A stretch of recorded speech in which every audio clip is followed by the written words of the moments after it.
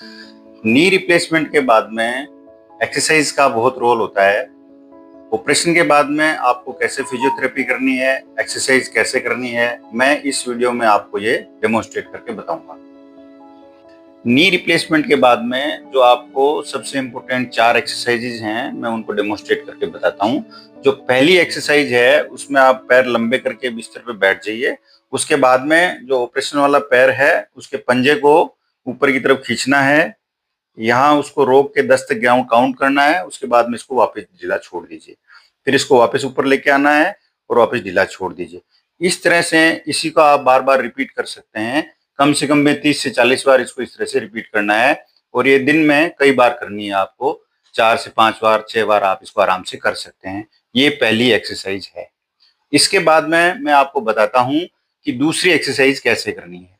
दूसरी एक्सरसाइज में आप पैर लंबा करके बैठ जाइए और पैर के ऑपरेशन वाले घुटने के नीचे कोई सॉफ्ट पिलो या कोई कुछ भी ऐसा कुशन टाइप का लगा दीजिए और सीधे पैर से नीचे की तरफ ऐसे बिस्तर की तरफ दबा के रखना है और दबाने के बाद में 10 तक काउंट करना है, वहां रोक के रखना है। उसके बाद वापस छोड़ दीजिए। फिर उसके बाद में फिर वापस को इसी प्रक्रिया को वापस दोबारा रिपीट करना है, जिसमें 10 तक काउंट करना है, यहाँ रोक के रखना है, उसके बाद में वापस को छोड़ दीजिए। इस एक्सरसाइज को आप 10 से 20 बार तक रिपीट कर सकते हैं और दिन में 3 से 4 बार कर सकते हैं। इसके बाद मैं बताता हूं आपको थर्ड एक्सरसाइज। तीसरी जो एक्सरसाइज है उसमें आप बिस्तर पे सीधा लेट जाइए। ऑपरेशन वाले पैर दोनों सीधे रहने चाहिए। उसके बाद में ऑपरेशन वाले पैर को सीधा सीधा इसको ऊपर उठा के रखना है 30 से 40 डिग्री तक। यहाँ ऊपर उठाने के बाद में पंजा ऊपर खींच के यहाँ पे रोक के रखना है। 5 से 10 तक काउंट करना है। उसके बाद वापस नीचे रख दीजिए।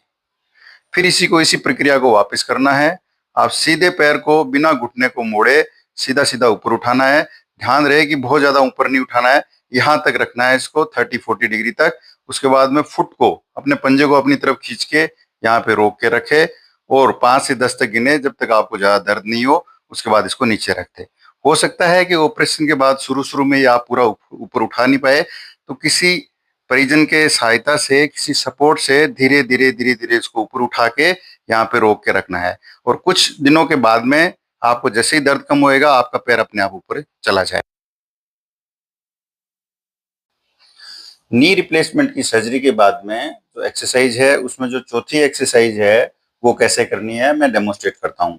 आप अपने दोनों पैर बिस्तर के साइड में लटका दीजिए, किसी ऊंचे स्थान पे, किसी तख्ते पे, टेबल के ऊपर बैठ जाइए। उसके बाद में ऑपरेशन वाला जो आपका पैर है उसको सीधा सीधा आपको ऊपर लेके आना है यहाँ पे। उसके बाद में आप पंजे को यहाँ खींच के रखेंगे और यहाँ तक 10 तक काउंट करेंगे और थोड़े सेकंड के लिए यहाँ रोकना है। उसके बाद धीरे धीरे धीरे धीरे पूरा मोड़ना है। मोड़ने के बाद में आपका पैर हो सकता है 90 डिग्री तक मुड़े या हो सकता है धीरे धीरे वो 100 डिग्री तक मुड़े। जहां तक पैर आपका जाता है वहां 5 सेकंड रोक के रखना है। उसके बाद फिर से इसको सीधा सीधा ऊपर लेके आना है। ध्यान रहे कि ऊपर लाते टाइम आप पैर को ऊंचा नहीं उठाएंगे, पैर आपका जो है बिस्तर के टच रहेगा और घुटना यहाँ से सीधा करना है, पूरा सीधा करना है खींच के। और पूरा सीधा होने के बाद में जो पंजा है इसको इस तरफ खींचना है यहाँ पे और कुछ सेकंड के लिए रोक के रखना है यहाँ पे।